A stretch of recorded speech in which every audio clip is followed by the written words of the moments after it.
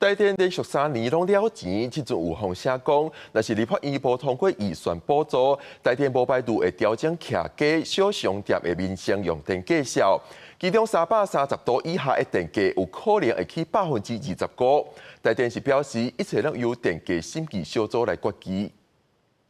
大会顶咧，查甲旁控讲，只要厂仔主戏落去，伫来乌租店做生意的石头家，听讲这电价可能起价是真烦恼。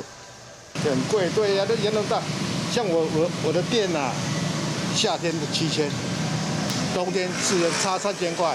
你夏天已经把我们加钱了，又不能调降。电价会生会最近要举行，乐团台电来推演，一旦无得到立法院核准，颁布有算，用合理的利润来估算，必须增加800亿电费，民生产业用电拢必须调整。若退一步，干那考虑2025年卖过了钱，也必须要补助500亿电费。起价对象就可能以民生用户为主，产业用户是特定对象，也无排除合并330度以下用电急剧，电价恢复到2004年的水准，换算这电价调幅大约是2.5%。使用者付费啊，只是我觉得可能调还是要看一下大家的幅度，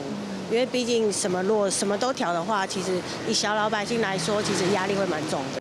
330度以下，现在确实是比成本便宜很多啊。那能不能调，要不要调，电价方案怎么决定，那全部都是由审议委员会去决定。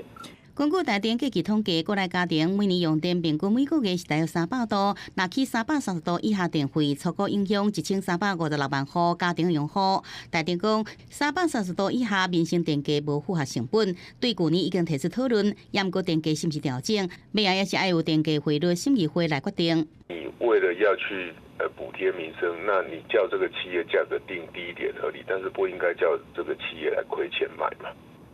让电价慢慢的回归，就是至少让它不亏损，我觉得这应该是可以努力的方向。学者指出，计期考虑照顾民生，真久拢无起价，严格回归公司的治理，长期了钱可能影响服务的稳定度，包含这电力的调度，这也是必须要全盘来思考的课题。记者综合报道。